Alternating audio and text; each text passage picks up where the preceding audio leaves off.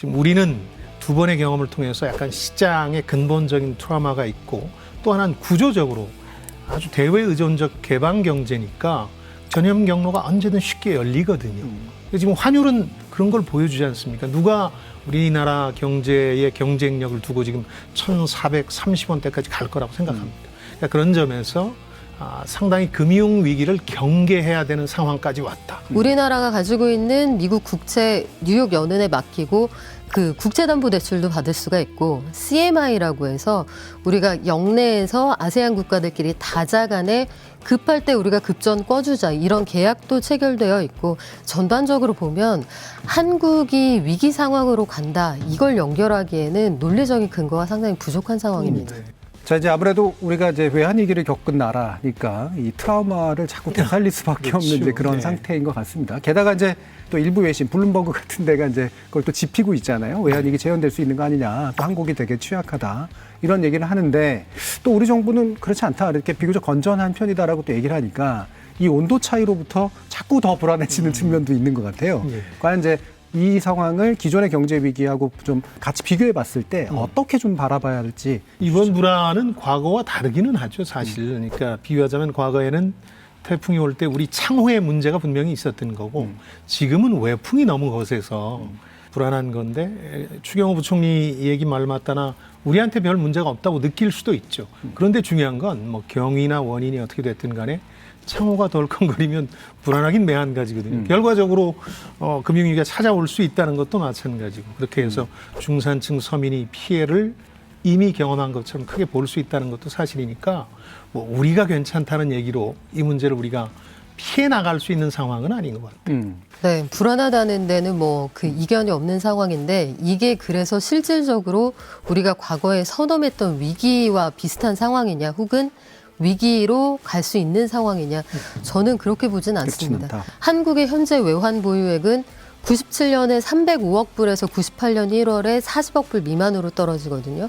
2008년 연말에도 그 엄혹한 상황에서도 우리나라 외환 보유액이 2천억 불 이상이었어요. 그런데 그때도 결국은 우리가 굉장히 이른 시기에 위기 극복을 선언을 했고 그때하고 비교를 한 현재의 외환 보유액은 2배 이상입니다. 4천억 불이 넘어간 외환 보유액을 가지고 있고요.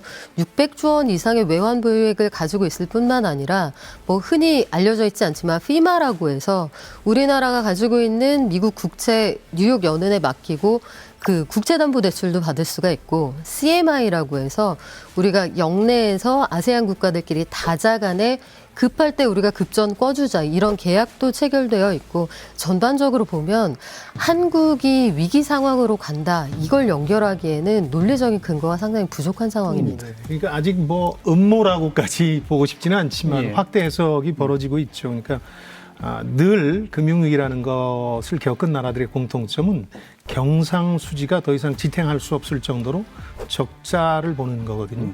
우리는 아까 말씀하신 것처럼 경상수지는 아직 적자 여부가 판단하기 곤란한 7월까지 상황이 발표됐으니까 상황이고 다만 그동안 외풍만 센 줄 알았더니 우리 창호를 좀 들여다보니까 허술한 구석도 좀 있더라. 구멍이 좀 나 있더라. 이게 무역수지거든요.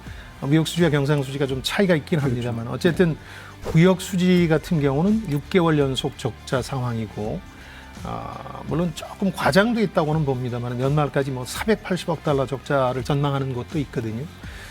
그러다 보니까 이게 어떻게 될 것이냐 상당히 중요해졌다. 글쎄요. 저는 동의하기가 좀 어려운 게 말씀하셨던 국가부도위험 CDS 프리미엄이라고 부릅니다. 최근 들어 환율도 역시 마찬가지고 우리가 지난해에 그 역사상 가장 낮은 CDS 프리미엄을 보이다가 올해 들어서 빠르게 이 CDS 프리미엄이 올라간 건 맞습니다. 올해 연초에 21 정도 됐으니까 그건 맞는데 절대 수준으로 비교할 때 지금이 위험한 단계냐 그렇지는 않고요.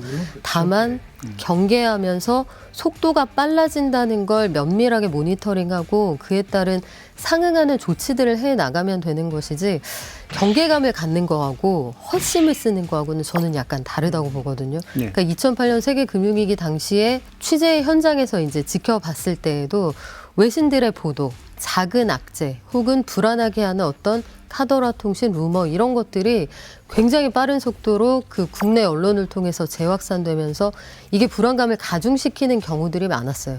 그리고 97년 상황과 비교를 해봐도 그때 위기가 나타났던 건 쉽게 말해서 우리가 경험이 부족하고 실탄이 부족하고 외채 무서운 줄 모르고 이 단기 외채 끌어다 쓰다가 단기 외채 끌어다 쓰고 이걸 장기로 대출을 주다가 갑자기 이걸 갚으라고 하니 그래서 다들 종금사들이 무너지면서 그런 식으로 그 징후가 나타나기 시작한 거거든요. 근데 이 종합적으로 생각을 해보면 지금 단계에서 금융위기를 이야기한다. 저는 이거는 좀 빠른 것 같습니다. 예. 예. 그 외풍의 존재를 언급하신 거예요. CDS 프리미엄이 위기 수준이 아니라는 얘기는 어느 순간이 되면 그런 전염 경로가 위기급으로 격상이 돼요. 그런 징조들이 나타나고 있는 거거든요. 어느 한 곳이 불안정해지면 바로 거기서 금융을 통해서 맞물려 있는 이제 우리가 불안해질 수도 있다는 건데 크게 두 가지 때문에 더 우려가 되는 거죠. 하나는 뭐 외신 보도나 이런 게 아니라 외신 보도는 사실 좀 확대 해석도 하고 또 경제 저널리즘의 특성상 예측하고 맞추는 걸 많이들 하고 싶어 해요. 그래서 그렇죠. 좀 그럴듯한데 찔러보는 경향이 있으니까 그렇다 치더라도 지금 우리는 두 번의 경험을 통해서 약간 시장에 근본적인 트라우마가 있고 또 하나는 구조적으로 아주 대외 의존적 개방 경제니까 전염 경로가 언제든 쉽게 열리거든요.